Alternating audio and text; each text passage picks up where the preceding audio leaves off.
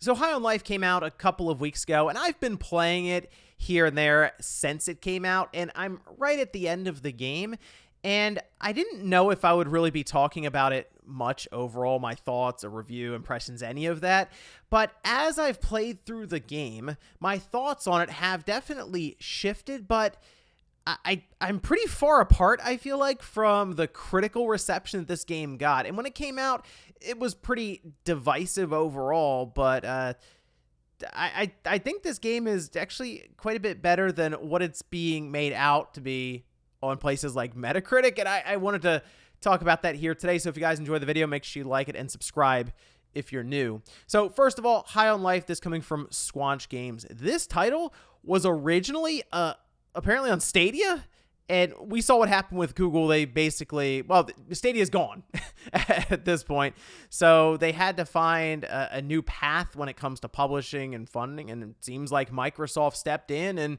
well, they're off and running with it, releasing directly into Game Pass. So if you've been curious about it, you can just go download it from that app if you're a subscriber. Otherwise, it is actually being sold at retail for $59.99. So I'm going to talk about it in the sense that, yes, you can just claim it on Game Pass, but also understanding that if you're on PC, you're going to make the decision, am I going to put down $60 for this game? And the biggest thing around it when it comes to the divisive nature is certainly the comedy aspect, as that is going to be very subjective. Yes, this is more in line with, as you'd expect from Justin Roiland, Rick and Morty humor. In fact, the gun that you get initially, Kenny, basically is Morty. At least that's what I hear as he's talking and stammering and doing all of those mannerisms that you'd be used to from Rick and Morty.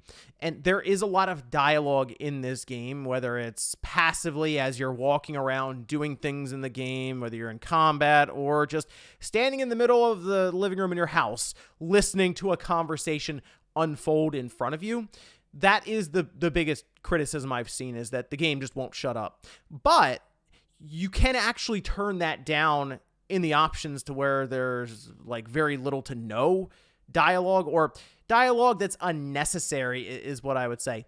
I left it on default. I said, you know what? Let me see what kind of vision they had for this game. And yes, the guns talked a lot, but it didn't ever get to a point where I felt like I had to turn the game off because it was too much, or if it really got annoying. Parts of it were funny. They were. And there's a lot of fourth wall breaking. And for me, as I've gone through the game, it's become kind of tiring. A bit of fatigue set in with that, because the idea of the fourth wall break is that you don't necessarily expect it to happen. And when it does happen, it's like, oh, okay, that was kind of fun. It was a wink and a nod to me, the player outside of the game.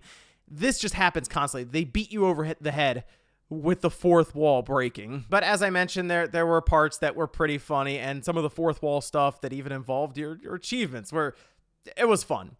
Looking at the gameplay, though, and the combat itself, it's initially a pretty straightforward game that does kind of mirror just an arcade shooter. Think of a slower Doom.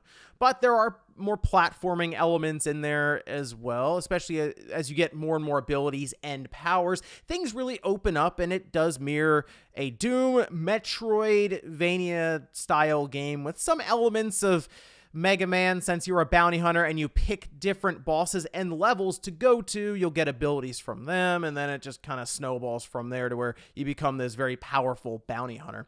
The combat, I think, opens up a lot more as you get these different weapons, the Gatlians, and they're guns that have personalities, we'll say, with them, but certainly some very interesting elements of firepower, some being sniper, like Gatling guns, other ones being equipped with these Pikmin piranha-like monsters that you throw around and they'll eat away at the different enemies. You have a shotgun that's a frog, but can also shoot buzzsaws out of it that will act as platforms, and you have a knife that is a bloodthirsty freak. The story has mostly been straightforward to this point, with a couple of wrinkles in it.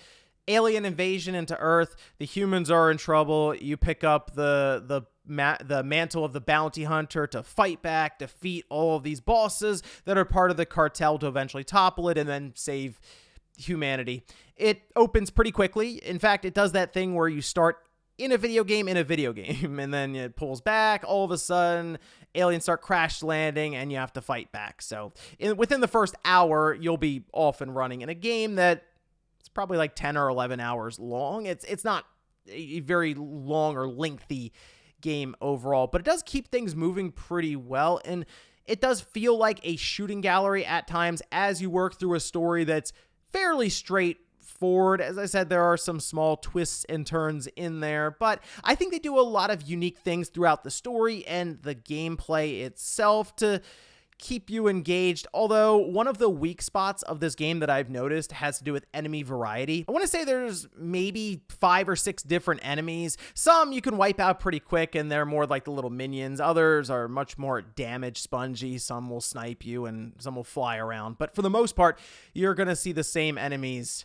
over and over again, and even in different areas that look pretty unique at times from their starting areas or any of that. But the enemies you will get to know pretty quickly and become very, very familiar with. I think another part that stuck out to me with it being on the weaker side is at times it feels like they just wanted to make an episode of the game as a sitcom almost, where you'll spend 5, 6, 7 minutes standing in the living room watching a conversation unfold with little punchlines thrown in there and some funny bits where you will interact through like a very basic dialogue tree that really has no actual impact on the conversation that's happening. And that just kind of works to slow everything down, because between combat, you're mostly upgrading your guns or your suit or any of that, and then just kind of standing in the living room watching these things unfold to then get to the point where you're just running and gunning and platforming. The performance is a lot better now than when it was at launch. Originally, it came out and I played it on the Series X, and I noticed there was something off about it, and it turns out while they had the frame rate correct at 60 frames, there was something off about the timing, so frames didn't match up correctly, and it just had this very odd, like, jittery experience. Fortunately, though, it has been fixed by way of a patch, so since then, it's been a pretty clean 60 frames per second all the way through, even in some pretty intense battles. No frame drops or anything took me out of the game that I thought was unfair or I died because of it.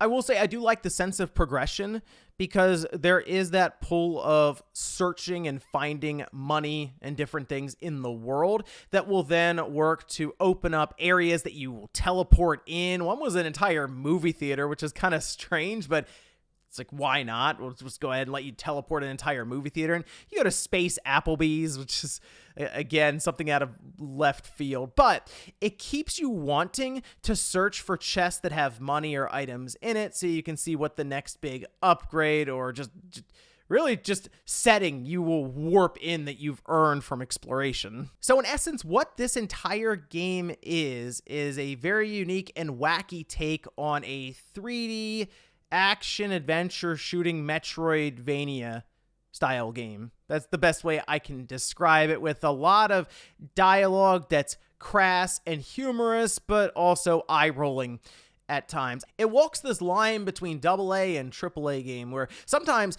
the game itself looks really, really good in, for example, a jungle setting that's very colorful, and you have these bright yellow enemies that really stand out, and sometimes the animation looks really good. Other times, the enemies will just be kind of laying on the ground, very stiff and flat looking, and they don't look great visually, or they'll do some really weird things in the middle of battle to where you're like, okay, it's still kind of on that AA scale, but it's been an enjoyable title. Very easy to recommend, I would say, through Game Pass, and better than what I'd say the scores are. I don't really do a lot of numbered scores, because how do you even judge by, like, what's different to people from a 7.5 to an 8? But if I had to give it a score, it's probably a 7.5 to an 8. There you go. So High on Life, definitely a recommendation from me. I've enjoyed my time with it. I'm about to wrap the game up here, and I just wanted to put some thoughts out there and just how much my opinion on this game differed from what the average reception was critically. The part that was kind of weird to me about this, though, is I feel like we talk a lot about how games nowadays just end up playing it safe and feeling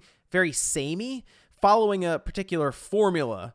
But this one tries to do a lot of weird and interesting things, from the aesthetics to some of the gameplay decisions, some of the boss battles, and yes, the dialogue in it focusing more on being a comedic game over everything else. It was just odd to see the kind of backlash this sort of game got. If nothing else, I can confidently say that this is a unique experience that you're probably not going to find anywhere else. But let me know what you guys think about this one down below, because I don't think I'm alone on this one. I've noticed that a lot of user scores and the general, I guess, view from the public on this game is higher than what a lot of the Metacritic and critical reviews and views on it have been. Thanks guys for watching, and I'll see you next time.